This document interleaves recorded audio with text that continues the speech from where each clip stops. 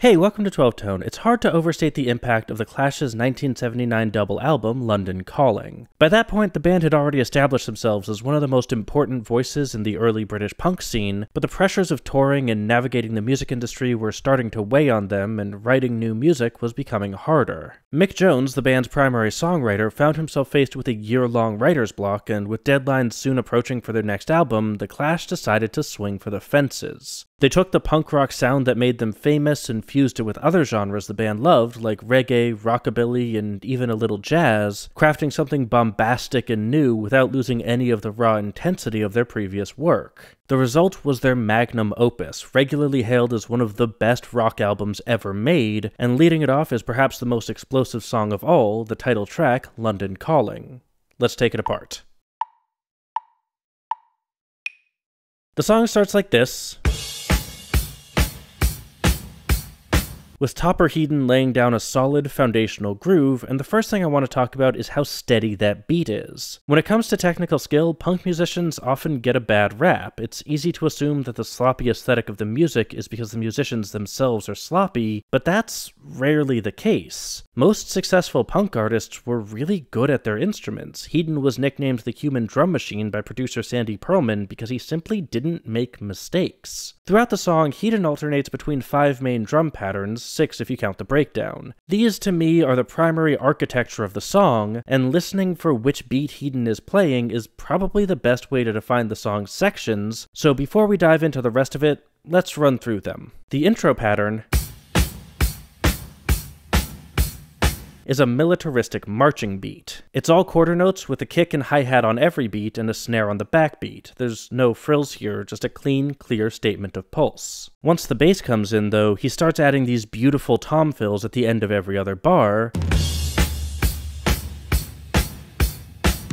setting up the downbeat and punctuating it with a cymbal crash. The sound of the toms is honestly one of my favorite parts of the song. They're so deep and resonant with a thick layer of reverb that lets it carry on through most of the bar. That powerful tone is the product of engineer Bill Price, who used a special mic setup to transform the large but acoustically dead former church space they recorded in into something primal and explosive. It's one of the coolest drum tones I've ever heard, serving as a preview for the raw energy and anger we're going to be hearing throughout the song. In the verse, he takes that initial intro pattern, drops the tom fills, and switches the hi-hat from quarter notes to eighth note triplets.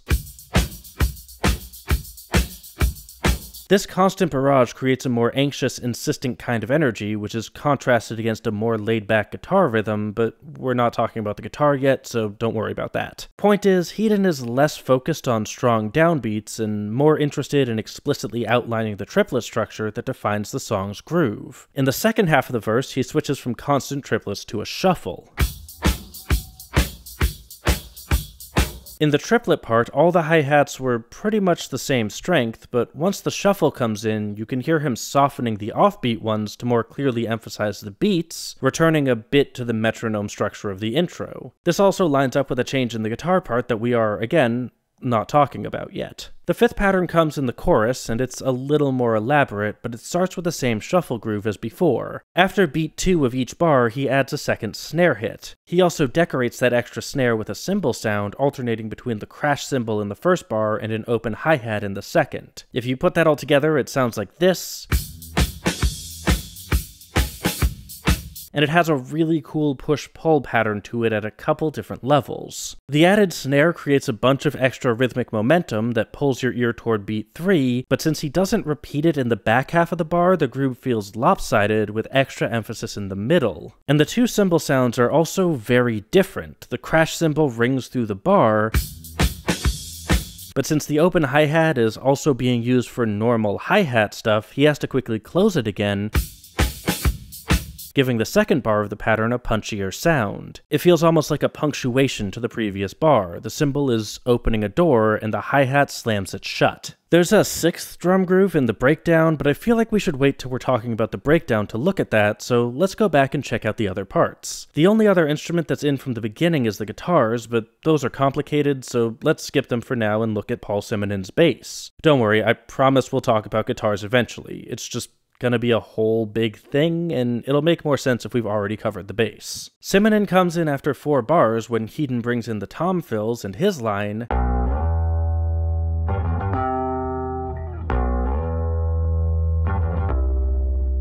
is mostly moving between E and C. The song's in E minor, so this implies a vamp between the 1 chord and the flat 6. Alternating between 1 and 6 is a common trick for intros. The 2 chords share a lot of the same notes, and they're also the 2 most stable chords in the key, so bouncing back and forth between them lets the harmony move without getting drawn into any sort of big functional progression. That's the structure of it, but like with Hedon, I also want to highlight Simonen's actual playing, because this is a beautiful and really melodic bass part. For starters, notice how he alternates between going up to a high C and down to a low one. If he just played the same C every time,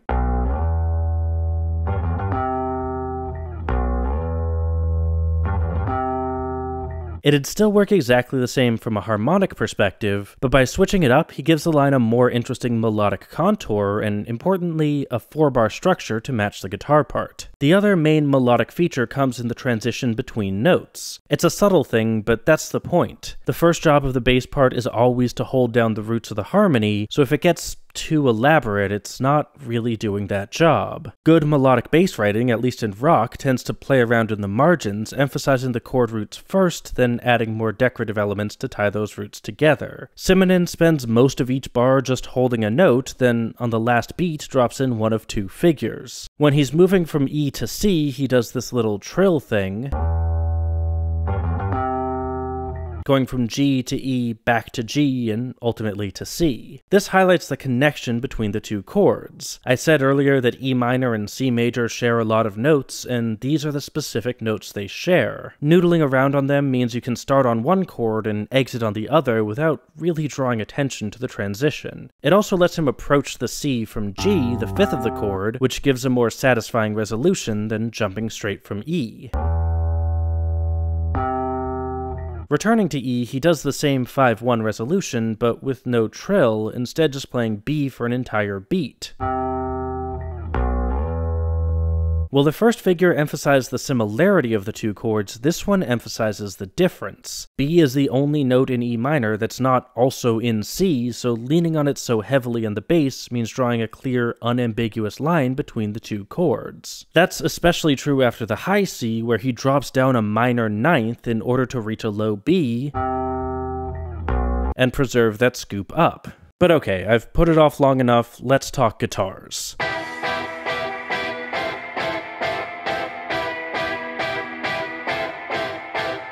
Why all the question marks? Well, there's 2 main guitar parts here, played by Mick Jones and Joe Strummer. In the first bar, they both play E minor, exactly what we expected from the bass part. Great. Simple.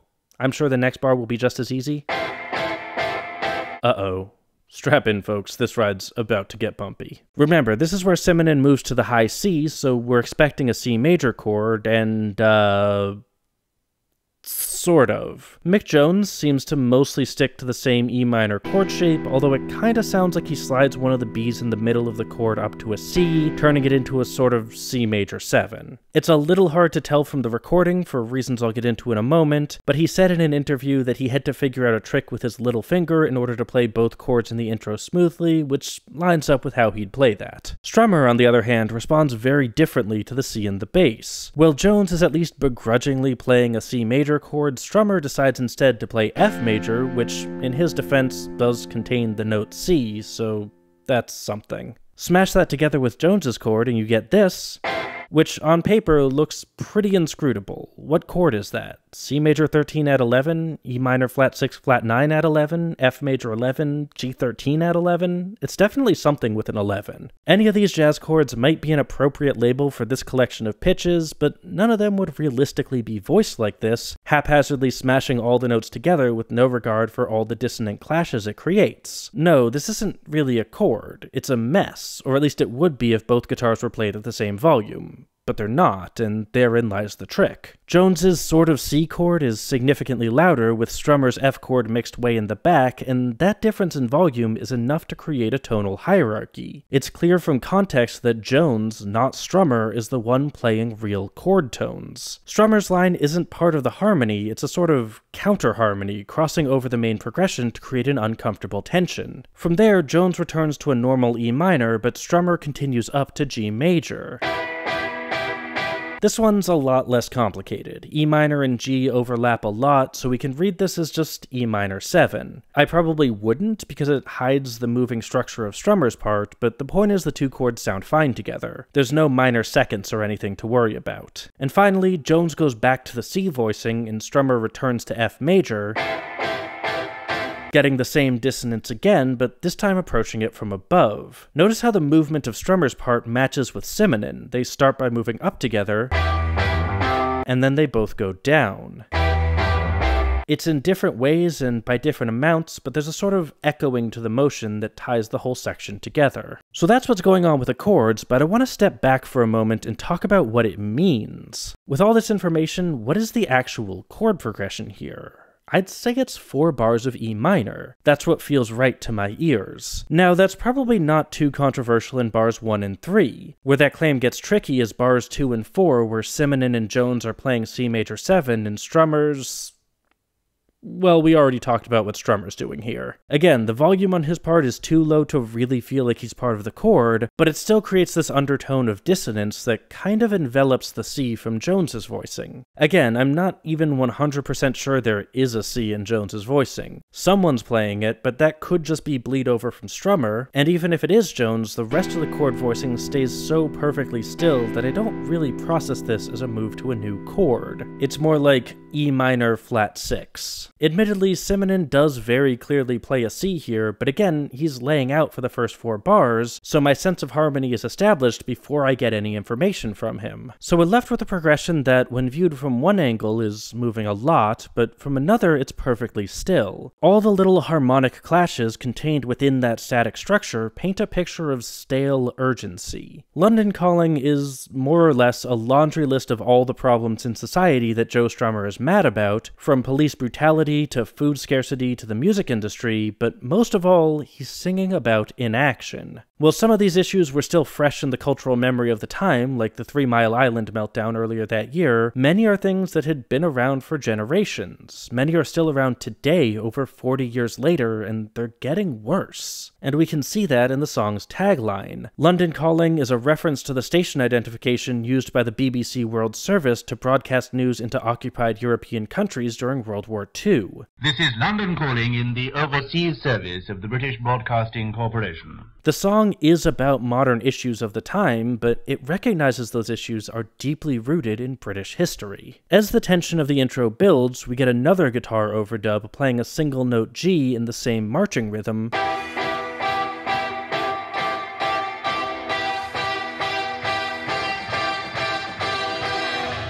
which slowly crescendos like an approaching siren, drowning out the rest of the band until it erupts into the verse. Here, Heaton switches to his triplet groove, and Simonon plays this.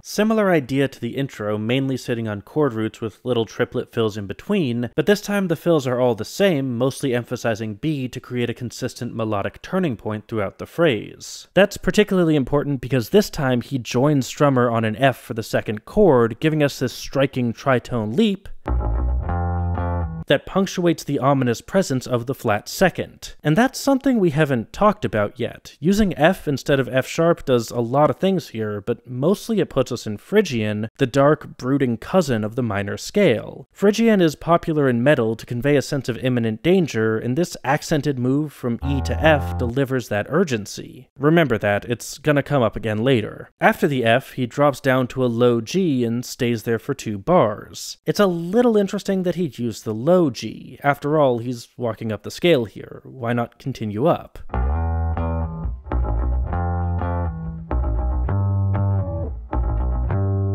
But I think the low G serves 2 purposes. It's closer to the B he's using as a turning point, and it also creates a more dramatic drop. Rising lines tend to sound hopeful, but the vibe they're going for here is angry. On top of that, the guitars are again playing different parts, but it's not nearly as bad this time. Jones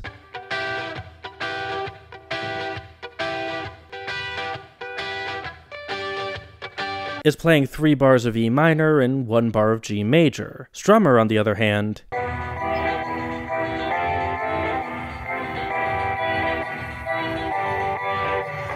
is playing basically the same thing, but with F major in the second bar, and we already talked about that. Instead, let's talk rhythm. Both guitars have switched from the sharp militaristic staccato of the intro to a more laid-back reggae-inspired pattern on the backbeats.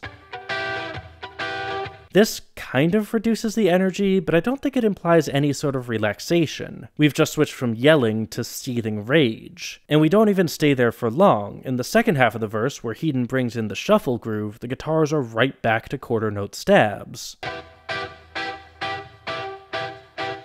The rhythmic interlude of the first half then serves to bridge the gap between these two sections of marching rhythm, and the return to staccato chords is accented by Hedon's segmented, downbeat-centric groove. Vocally, London calling to the faraway towns, now war is declared and battle come down. Strummer is just singing whichever of the notes B and C fits better over his current chord. It's the smallest possible melodic movement with a range of a single half step, and it gives the verse a subtle but really interesting contour, where the melody rises whenever the lyrics describe who London is currently calling. The limited range also means he never sings any kind of F, leaving the Phrygianness of the harmony unacknowledged. Again, gonna matter later. Beyond that, I don't have a lot to say about the lead vocals, but I do want to address the backgrounds. For each stanza, Jones and Simonon join in on the opening line, which isn't all that unusual, but I feel like it's a little strange to see it in a verse. This sort of gang vocal thing is a really common way to dress up a chorus, making it bigger and more exciting, but I don't think this part's here for dynamics. I think it's more about lyrical emphasis punctuating the use of the song's signature phrase. This means they need to find a way to remove some of the energy brought on by adding 2 extra singers, and the way they do that is through melodic contour. While Strummer sits on B the whole time, one of the background singers does this downward arpeggio through an E minor chord,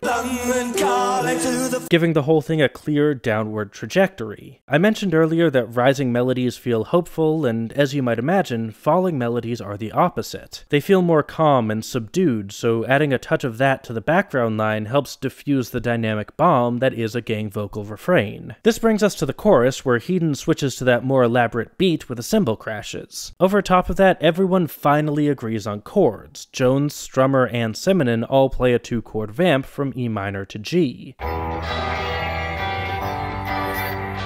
But just for fun, let's take a closer look at Simonon's part. Hey Paul, what's that note? I mean, I know it's a passing tone between the 2 chord roots, but we're in Phrygian. Why is there an F sharp? And at the end of Jones's part, there's another one. It's subtle, but it definitely seems like we've switched over to natural minor. And while minor keys aren't generally happy or anything, this does lighten the mood compared to that prominent Phrygian sound from the verses. But while Strummer's vocals do become more active here, the ice age is coming, the sun's zooming in. He still avoids singing any kind of F, covering up the change in scale by keeping it out of the melody. But why change at all? Well, in this section, the lyrics get a bit more hopeful. Sort of. The chorus ends like this, "'Cause London is drowning I live by the river," which has a really interesting double meaning. On the one hand, being near the river means he'd be the first one hit if it floods, but on the other hand, the river is where the boats are. It's the best and worst place to be, and it's not entirely clear which one he means. That ambiguity gives the line this sneering sort of ironic optimism, like his cataclysmic predictions are your problem, not his, and the subtle switch to a slightly brighter but not actually bright scale captures that tone perfectly. Moving to natural minor also does one more thing. It lets them end the chorus on a D major chord, resolving back to E minor as they return to the verse. This is the only harmonic resolution we get in the entire song. Everywhere else, the chords are moving in thirds, from E minor to either C or G and back again, but here we get a proper backdoor cadence. This moment of catharsis underpins that slightly caustic sense of hope, turning Strummer's promise of salvation from a metaphor into a joke. In most songs, I'd say a climactic resolution like this represents closure or success or something like that. It wraps up the story in a nice little bow, but here it just feels sarcastic. Underneath that sarcasm, though, there's still this bitter kind of hope. They may not believe they can fix things, but you better believe they're gonna go down swinging. Next is the breakdown, where Hedon introduces our last new drum groove. This one's pretty sparse, mostly just playing fills to accent the downbeat and keeping time in between with a hi-hat. And as striking as it is, it's actually one of the only real changes in the accompaniment here. Simonon plays his verse part, as does Strummer. For the most part, the entire breakdown vibe of this section comes exclusively from the collapse of Hedon's pounding beat. Up to now, he's been holding everything together with heavy beats and impeccable timing, but here he steps back and the song sort of falls apart. Like, in a controlled way, to be clear, but listening to it,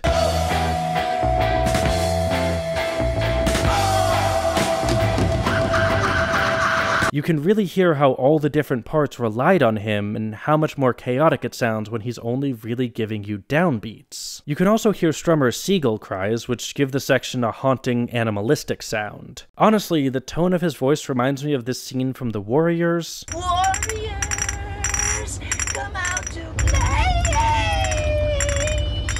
Which had just come out earlier that year, so maybe it was an intentional reference? Probably not, just interesting timing, you know? That leads into the solo.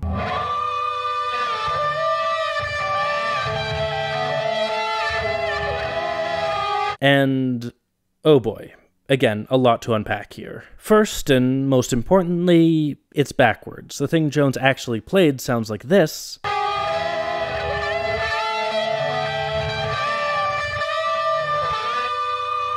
But it's played back in the opposite direction. These days you could do that with a push of a button, but in 1979 the technology was a bit more complicated, and you had to physically reverse the tape in order to achieve this effect. It wasn't impossible or anything, the Beatles had already done it over a decade ago, but it took a fair amount of effort and a solid understanding of the underlying mechanics. It wasn't something you busted out just because. And while it creates an interesting tone, putting the onset of each note at the end instead of the beginning, I think there's a good chance you didn't notice. Unlike reversed vocals, where the semantic meaning of the words gets jumbled up in confusing ways, this reversed guitar kinda just sounds like some weird sort of wah pedal or something. So why do it? Well, I think that's the point. Listening to this solo makes me uncomfortable, not because it sounds nothing like a guitar, but because it sounds almost like a guitar, but not quite. It's an uncanny valley thing, where I can tell something's wrong, but I can't really say what. On top of that, there are actually two solos here, panned to the left and right. The left side one